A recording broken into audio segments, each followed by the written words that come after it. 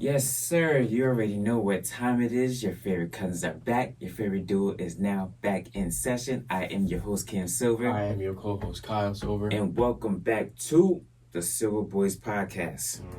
Kyle. That's all I gotta say. Look. That's all I gotta say. The Steph Curry. Oh my God. The Steph Curry. Oh my God. All right. Where do we even start with? So,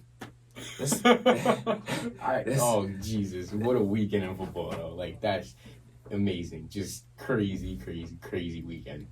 It was one of the most mind-boggling. Yeah. And it was only. Let's be honest.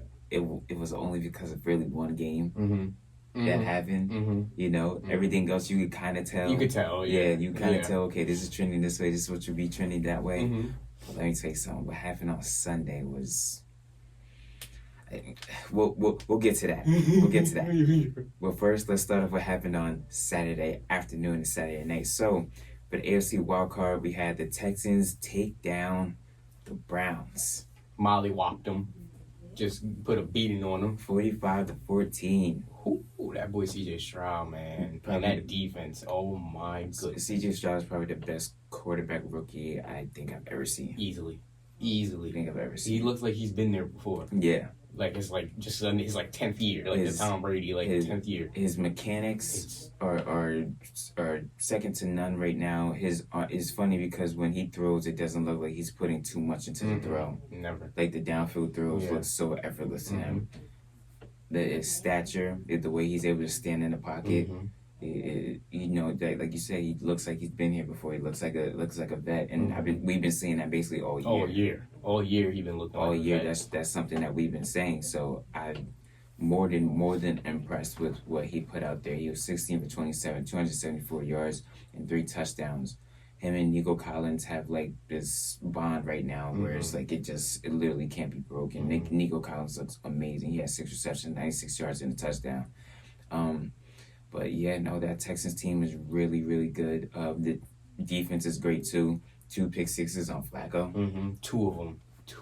Back to back. That's the crazy part. Back-to-back possessions. That's what was wild. That's the crazy part. Shout out D'Amico Ryans though, man. What a coach. Really, like, you know, the coaches team up to get here because, you know, we didn't know where the Texans were going to be at the beginning of the season. Yeah, no, I didn't see them being in a wild card. No. I did see them being competitive, I would say, but not being in the playoffs. And then, you know, everybody want to talk about, you know, Cleveland's defense. They couldn't do nothing against C.J. Stroud. He was carving them up. At home, they're great. At home, they're who they are. Like we said last week, they're a top 3 defense, but away, they don't have a defense that travels. Which is a shame to see because I expected that game to just be a little bit more competitive. Yeah, closer. But after that second pick six, it was like everything. We already knew who was going to win the game right after that, and they still kept coming and scoring too afterwards. Because it was a back and forth for a little bit. Yeah, but then after that, as soon as that was more so of a who's going to mess up first. Yes. And we got our answer. We damn sure did. Now the Texans will have to face the Ravens, and that's scary, bro. That's steep. That's scary. That's steep, especially for a Raven team who has, as of lately, has not done anything in the postseason. So they are licking their chops to really, you know, put their stamp on who they are, especially after, you know, them basically mollywopping the last half of their opponents that they've seen this year. So I expect a dogfight. I do too, but alongside with the fact that the Ravens are getting back Mark Andrews this week too, that's big. Yeah.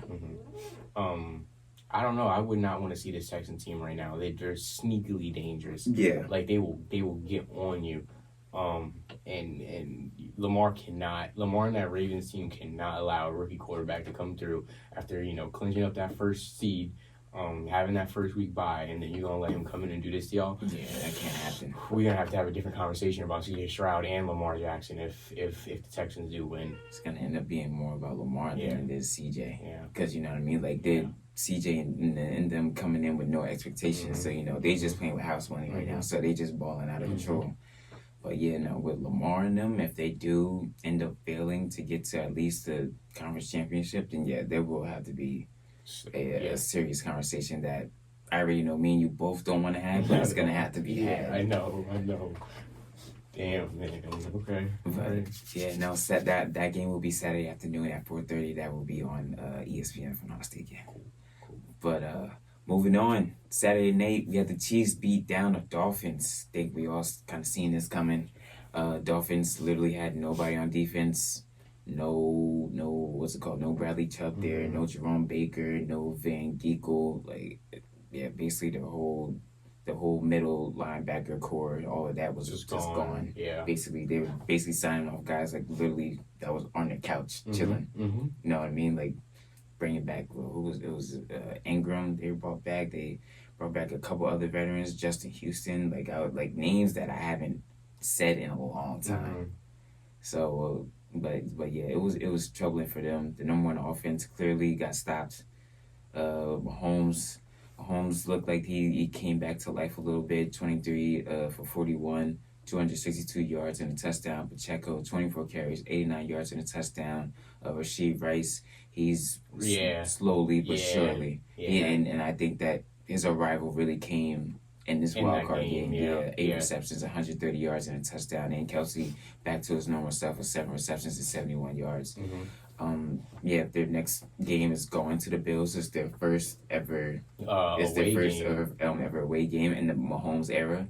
So it's gonna be very interesting to see how that goes. Yeah, I completely agree because we've always had to see Josh go into Arrowhead or other teams go into Arrowhead, but now we got to see Patrick Mahomes go into Bills Kingdom. That's gonna be super, super interesting. I wonder how the tables are gonna turn there. Yeah, if they do it all. This is the Bills' best chance. Yes. To really win and to get over the hump because they haven't been able to do it the past couple of years. So right now I'm expecting a more motivated Bills team. My suggestion is I wouldn't bet against Pat Mahomes, obviously, because if we've seen anything, this Chiefs team as a whole, we've seen it the past few years, they play way different from the regular season than in the playoffs. In the playoffs, it's something changes, like the defense tightens up. Guys start actually catching the ball. The first couple of drops, it didn't worry me because I'm like it's cold. It's literally negative degrees outside. But yeah, now once they start to figure it out and get themselves warmed up again, they just started taking control. But yeah, catching the ball, running the ball, but then also the defense tightening up on a run defense and on a pass defense too. So this Chiefs team is championship DNA is a real thing. You could really tell that it's within them. Championship DNA is a real thing. Like we could talk about it. With like how the Warriors did it back in 2021, 2022, if I'm not mistaken. We could talk about it with a few other teams that we've seen it with. The Patriots and things of that nature. But yeah, championship DNA, the whole I've been here and you haven't ordeal is a real thing. Yeah. And I think that's what they showed with the Dolphins, especially. Absolutely. I mean, that game just kind of went as I expected. Dolphins coming in to the Chiefs into Arrowhead, and they had to like you said, negative degrees outside pretty much. I didn't see that. I didn't see Tua or Tyreek going getting off like crazy. Just because I knew that they were gonna have a problem with that weather. Number one, because if they should have, and the problem is that they could have had a better chance if they number one, if they didn't have so many injuries to the defense. Correct. And then two, if they had to go through if the roles were reversed and the Chiefs had to go to South Beach and play in Miami, who knows, the game who knows the game could have been different or it could have been the same, who knows. Exactly. But like you said, when you have all those injuries already, you're pretty much going at it handicapped anyway. Yeah, and it sucks to see because it's literally the second year that the Dolphins kind of go into the postseason handicap with the injuries. But it's the way of the game. You just got to figure out ways, next year to come back stronger. The Bills end up beating Steelers 31-17. More competitive game than I thought it'd be actually. Impressed by Josh Allen and them. They did their thing.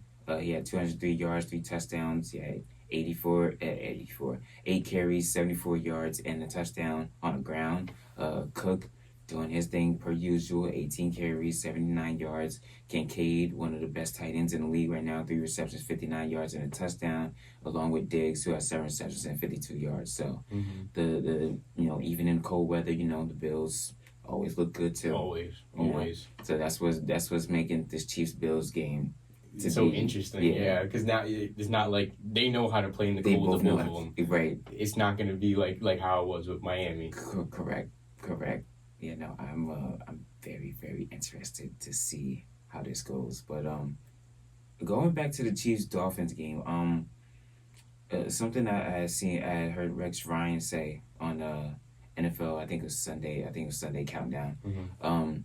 He said championship teams are made to win in December and January.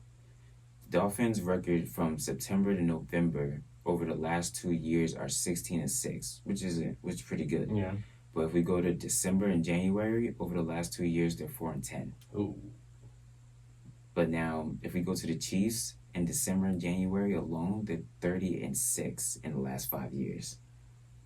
Jeez. See what I mean? I've been here and you haven't. That's what that means. Yeah. I've done this before and you have not. That's exactly what that means. That's why I always sit there and I'm like, I don't care what happens. I don't care who's on the team. I can't doubt Patrick Mahomes because he will always figure out a way. He will always figure out a way. He's going to make sure his team ready. So will Andy Reid as well. They're going to make sure the team is going to come correct. Exactly. Yes. But let's talk about something. Let's talk about the biggest game of the weekend. You got something to say. You got something terrible to talk about. Get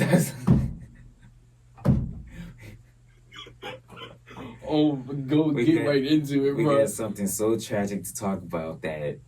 Let me tell you something. I don't think I've ever seen a massacre this bad in my life. I'm gonna paint you guys a scene for me. So Sunday nights I work at Amazon. So obviously I take a nap and everything. Around 4:30 is when the game starts. I'm like, all right, just watch the first drive for at least the Packers. Packers go down and score. I'm like, all right, easy, whatever, word. Dak Prescott and them, they're gonna come back down. They're gonna score. They're gonna do their thing too. I wasn't, you know what I mean. I wasn't counting them out. Yeah. Then I fell asleep. Next thing you know, the score went from 7-0 to 14-0. I'm like, all right, well, whatever. Things happen. You're still at home. You're only down 2 scores. You got some time. It's still in the first quarter. You're like, whatever. Yeah. Okay. Well, then I woke up again, and it was 20-0, excuse me. And then a pick six happened. That was 27-0. And there's like 2 minutes left in the second quarter. And my dad's going downstairs going crazy. I'm wiping my eyes. I'm looking. I literally walk up to the TV like, yo, what in the world is this?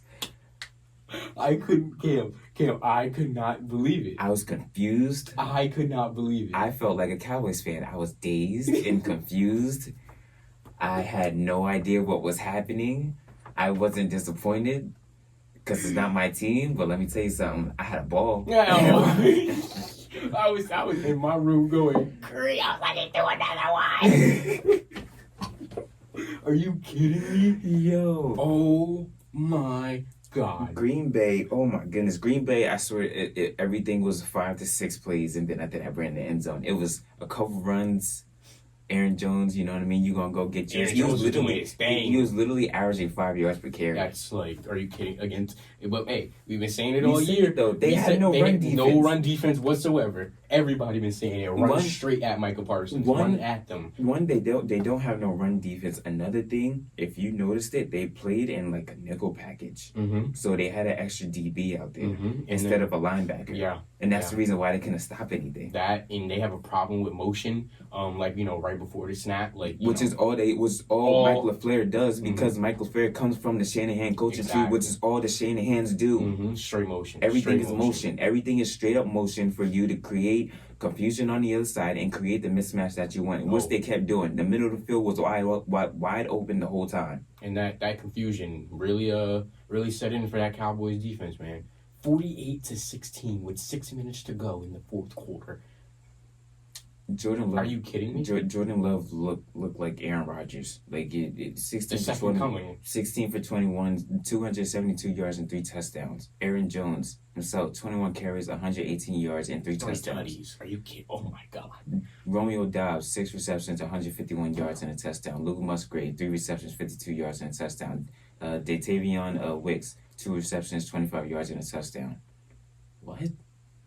I don't have anything to say, man. Dak Prescott, 2 interceptions when it counted the most.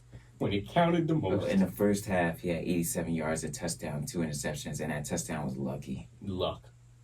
That touchdown was lucky, only because they were basically playing in a soft coverage. You know what I mean? Just they were trying to do the fold but don't break. You know, type of defense, but you know that usually never works, especially at the end of a half. You know what I mean? When you're just running and gunning, basically. But yeah, this Cowboys team has a lot of soul searching to do. Let me tell you something. Dak Prescott throwing 60 times too is it's crazy. That's disgusting. That's not wild. Okay. But those are garbage. It's garbage numbers. Garbage numbers because it was garbage time. And guess what? You were also playing against the second team. Exactly. Because LaFleur took out his main guys. As he should have, because y'all were putting a beat down on the Cowboys. That's horrible. I just don't understand it. You know, all year they want to talk and they want to talk, and you know, DeMarcus Lawrence said, you know, when you hit somebody, you got to hit them in the mouth over and over and over again. Well, that's what happens when you get hit in the mouth. Exactly, over and over and over again, because that's exactly what happened. That's exactly what happened. What happens when you get hit in the mouth? Mike Tyson said it best. Everybody has a plan until they get hit in the mouth. Now what? How do you stop the bleeding? Oh man, they look tight. They didn't look like, you know, loose. They couldn't get nothing going. They were not prepared at all. Nothing. At all. Zero preparation. Not prepared at all. And that's why I question why Jerry Jones is bringing back Mike McCarthy. Yeah. When you know you got a Bill Belichick out there, possibly maybe even a Mike Tomlin. You got Jim Harbaugh. Mike Tomlin's staying. Okay. You got a Jim Harbaugh. You have what's his face? Mike Vrabel too.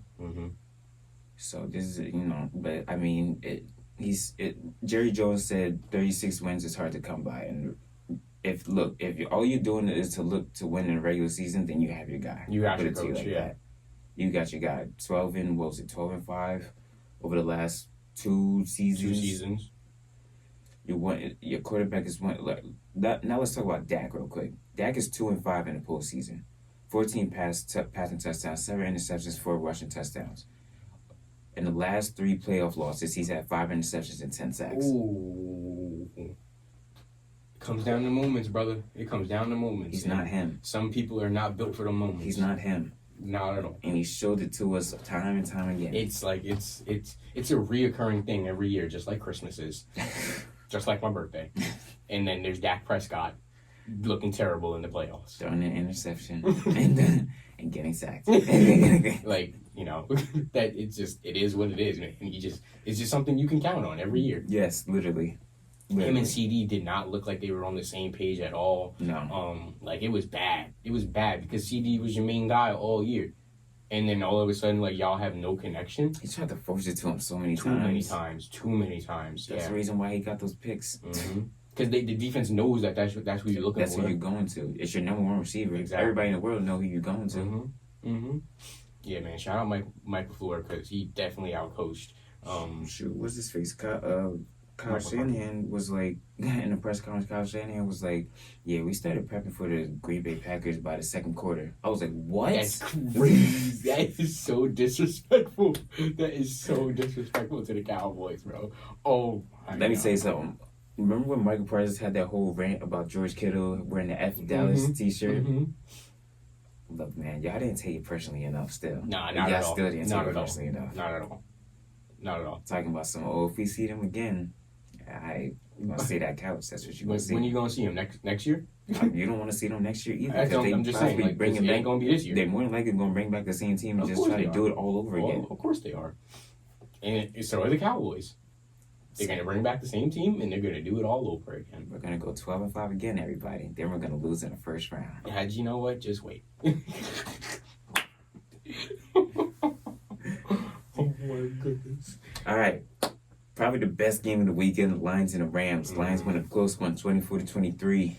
Lions look good, man. 27 for Goff, 277 yards and a touchdown. Montgomery, 14 carries, 57 yards and a touchdown. Gibbs, 8 carries, 25 yards and a TD on the ground, plus 4 receptions and 43 yards. St. Brown, 7 receptions, 110 yards. Josh Reynolds, 5 receptions, 80 yards. Then you got on the Lions side, you got Stafford coming back home, 25-36, 367 yards, 2 touchdowns, and Puka Nacua, one of the best rookies I've seen too. Yeah, Puka's nasty, man. 9 receptions, 181 yards in the TD. Puka's nasty. That game came down to a split second, man. For real. It was a real good game. Definitely the best game of the weekend. Yeah. Because every other game was big, essentially It was a a blowout, basically, yeah. Winning by multiple scores except for this one. Yeah.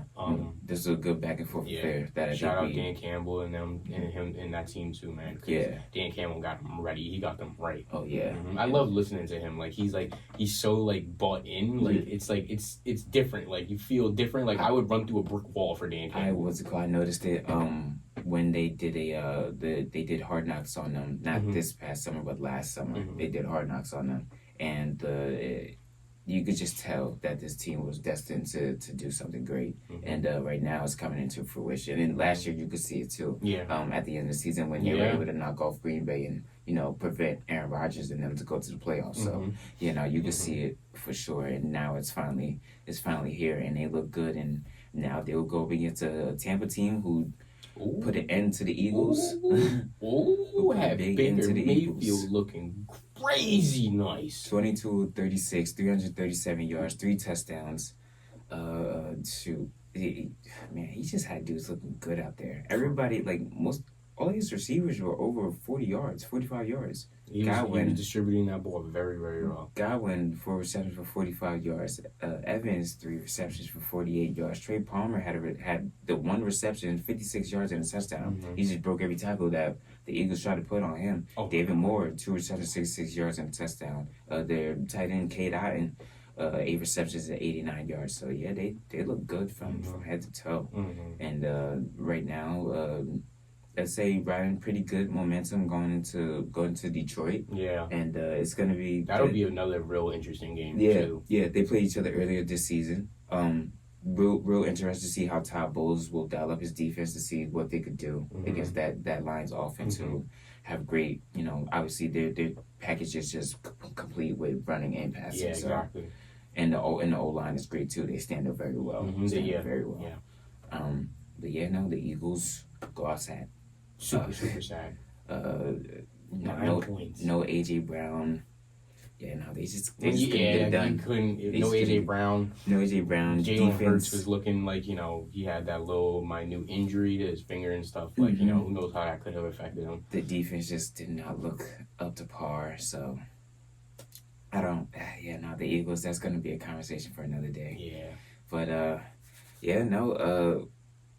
Let's make some game picks. So who you got? Texans or Ravens? Texans or Ravens? I'm gonna go with my boy Lamar. I'm having faith in him this year. Yeah. I got Lamar. But it's gonna be a back and forth game. Yeah. It's gonna be about who messes up, who gets that style. Yeah.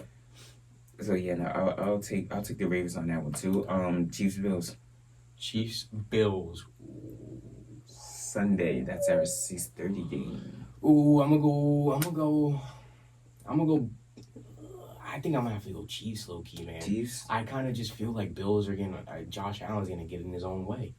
I get this really bad feeling. But they have been running well. I think the biggest thing will be for the Chiefs is how they can stop the run. How they stop it. Or at least how to contain it. Don't let James Cook get hot. Don't let Josh Allen get hot like he did against the Steelers, having that long run. But it's tough for me too because the Bills have been looking great. They look good. They look really good. good.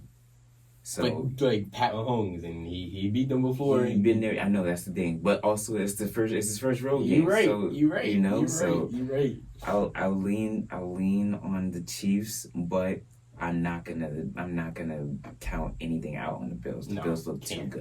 too good. You can't. And I'm still a fan of Josh Allen. I think he's great. He's one of the most talented quarterbacks in the league. Mm-hmm. But it's just like you said, he gets in his own way. Mm-hmm. Bucks Lions. I'm gonna go Lions. Lions, I'm yeah, gonna go Lions. same. I think the Bucks just don't have enough on offense to keep up with what the Lions have. And Packers and 49ers. 49ers. Yeah. 49ers all day. Yeah, I think Don't let- the Packers can sustain a couple of drives, Yeah. but I think Yeah. overall the 49ers they're just a mismatch. The 49ers, in my opinion, are a mismatch for the Packers. I think they're a mismatch for the Lions still, and the Buccaneers if they were to get past two. So that would be a tough one. But yeah, no, the NFL playoffs are here, having effect. I love it. Before we get out of here though, we still got a couple more minutes to talk about this trade that happened over literally Wednesday, Raptors trade off Pascal Siakam to Indiana. Indiana will get Bruce Brown Jr., Jordan Noah, and 3 first-round picks. Two of the first-rounders are from Indiana, and one of them are going to be the worst of from multiple teams, and then they have another one, the 2026 one, that's a protected 1 through 4. Okay. Yeah. Okay. But any thoughts on a Pascal Siakam trade?